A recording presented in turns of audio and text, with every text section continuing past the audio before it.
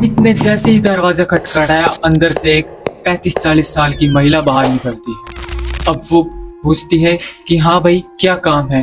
तो अमित बोलता है कि मैं आंटी आप लोगों से ही मिलने आया हूँ। महिला पूछती है कि मैंने आपको पहचान नहीं, कौन हो आप। अब अमित बोलता है कि आंटी आप मुझे शायद नहीं पहचानती हो, लेकिन मैं आपको अच्छी तरह से पहचानता हूँ। आप जितनी अच्छी बातें करती हैं उतना ही अच्छा खाना भी बनाती हैं। और ऐसे कहता हुआ वो एक साइड के खुले हुए दरवाजे से अंदर कदम रखता है। अमित जैसे ही अंदर जाता है, अंदर एक अंकल अखबार पढ़ रहे होते हैं और उनसे बोलता है कि अंकल, जितने आप दिखने में सुंदर हो उतनी ही अच्छी शायरी भी करते हो, कभी कभार हमें भी सुना दिया करो।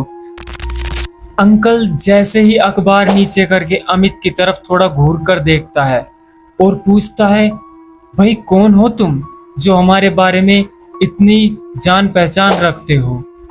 मैंने तुम्हें कभी देखा तो नहीं है, क्या तुम हमारे कोई पुराने रिश्तेदार के यहाँ से हो? मैं आपके कोई रिश्तेदार तो नहीं हूँ, लेकिन आप मुझे अपना रिश्तेदार समझ भी सकते हैं, मैं तो आपको अपना मान चुका हूँ। और ऐसा कहते हुए वो पूरे घर में घूमता है जैसे किसी को खोज रहा था। अब वो दोनों देखते हैं कि ये क्या ढूंढ रहा है और वो आखिरकार उसे पूछ ही लेते हैं कि भाई क्या गुम हो गया है तुम्हारा, क्या ढूंढ रहे हो तुम? और अमित थोड़ा सा मुस्कुराते हुए बोलता है कि मैं किसी को देख रहा हूँ, शायद वो यहीं कहीं हो जो मुझे दिख जाए। लो दोस्तों, आज की स्टोरी बहुत ही इंटरेस्टिंग होने वाली है। ये स्टोरी मुझे बहुत पसंद आई। अभी मैंने कुछ दिन पहले ही स्टोरी को सुना था, मुझे इतनी पसंद आई कि मैंने सोचा कि आप लोगों के साथ शेयर कर लूं। अगर आपको हमारी कोई भी वीडियो पसंद आती है तो वीडियो को लाइक, शेयर और चैनल को सब्सक्राइब जरूर करें। अब सीधा वीडियो पर आते हैं। ये स्टोरी है अमित नाम के लड़के की, जिसकी अभी नई नई रेलवे में ज्वाइनिंग हुई थी। उसको एक दिन बाद ही अपने नौकरी पर जाना था।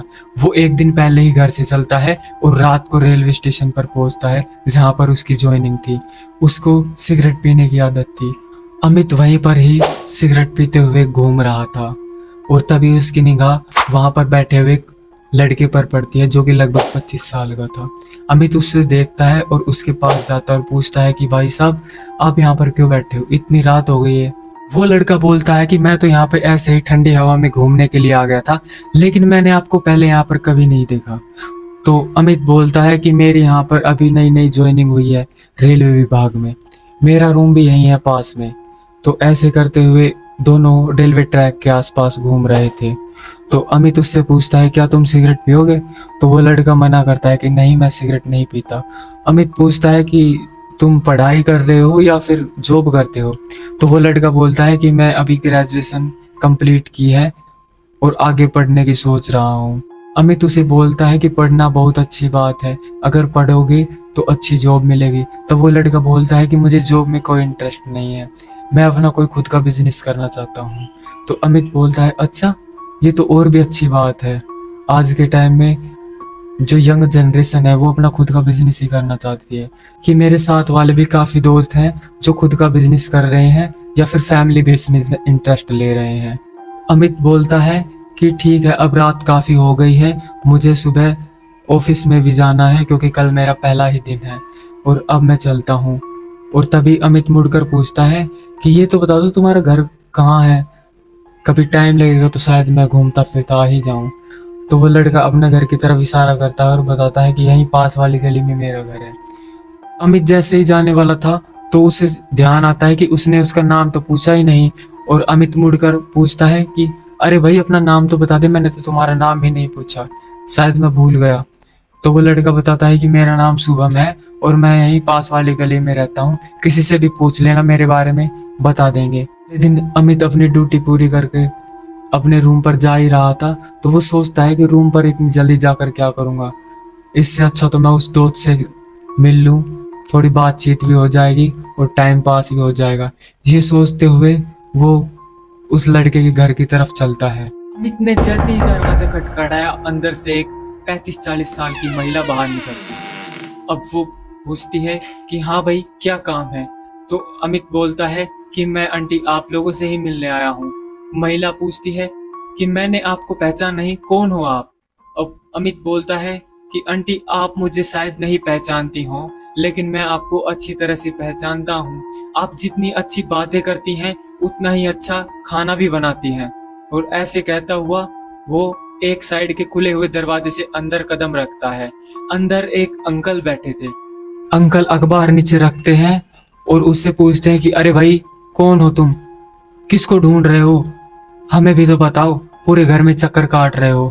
तभी उसकी निगाह शुभम की तस्वीर पर पड़ती है जिस पर हार टका हुआ था और वो एकदम चौंक जाता है, बोलता है कि ये कब हुआ?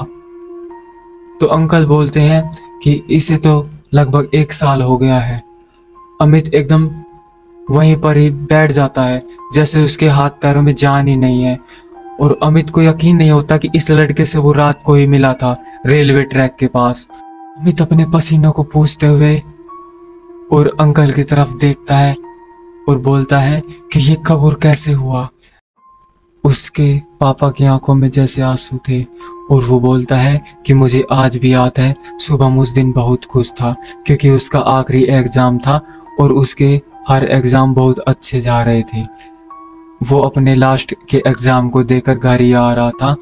वो जैसे ही ट्रेन में आ रहा था, ट्रेन में भीड़ होने की वजह से वो उसका पैर फिसल जाता है और वो ट्रैक पर पड़ जाता है, जिसके बाद वो रेल के नीचे ही आ गया और उसकी मौत हो गई।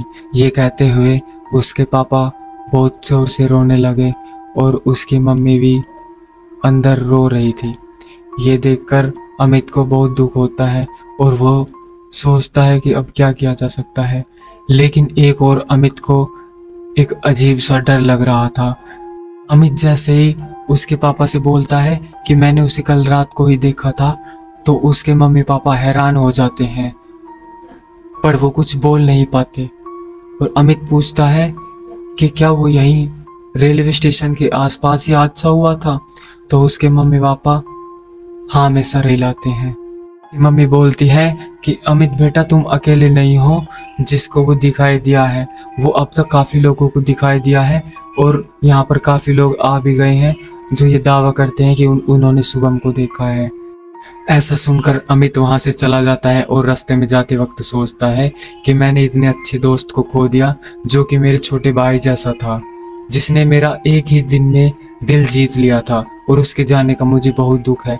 लेकिन एक और अमित सोचता है कि शायद वो मुझे फिर ही मिल जाए, चाहे वो अब कैसी भी हालात में हो। ये सोचकर वो अमित रात को रेलवे ट्रैक के पास फिर से जाता है, लेकिन उसे वहाँ पर शुभम नहीं मिलता और वो दुखी होकर अपने वापस चला आता है। उसने उसके बाद भी काफ़ी बार कोशिश की, लेकिन उसके बाद उसे शुभम कभी भी दिखाई नहीं दिया।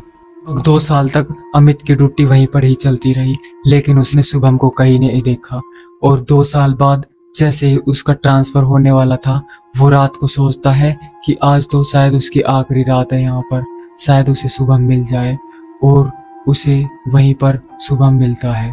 वो उसे देखकर बहुत खुश होता है, लेकिन उसके अंतरात्मा उसे रोक लेती है क्योंकि वो सोचता है कि वो अब एक भूत प्रेत है। अगर भूत प्रेत से ज़्यादा लगाव रखेंगे तो वो हमारे लिए ही खतरा बन जाएंगे। और वो ये सोचते हुए वो ट्रेन में चढ़ने लगता है, लेकिन वो एक बार मुड़कर देखता है और ऐसा लगता था जैसे शुभम उसकी वेट ही कर रहा हो। लेकिन अमित वो ट्रेन से नीचे नहीं उतरता और शुभम उसे हाथ हिलाकर कहता है कि बाय मेरे दोस्त, शायद हम फिर मिले या ना मिले। चलने लग जाती है और अमित अंदर बैठकर रोने लगता है और सोचता है कि काश शुभम जिंदा होता तो आज वो मेरा बेस्ट फ्रेंड होता। अब वो ऐसी हालत में है जिससे ना तो मैं गले लगा सकता हूँ ना बातचीत कर सकता हूँ। और अमित रोते रोते हुए जैसे ही अपने आंसू पोंछने के लिए गर्दन उठाता है तो वो देखता है कि उसके सामने वाली सीट पर शुभम बैठा था और वो उसे देख रहा था और पूछता है कि मेरे बिना ही जा रहे थे मुझे छोड़कर। अगर आपको इस वीडियो का सेकंड पार्ट चाहिए तो कमेंट में यस जरूर लिखें, हम इसका सेकंड पार्ट भी लेकर आने वाले हैं। धन्यवाद।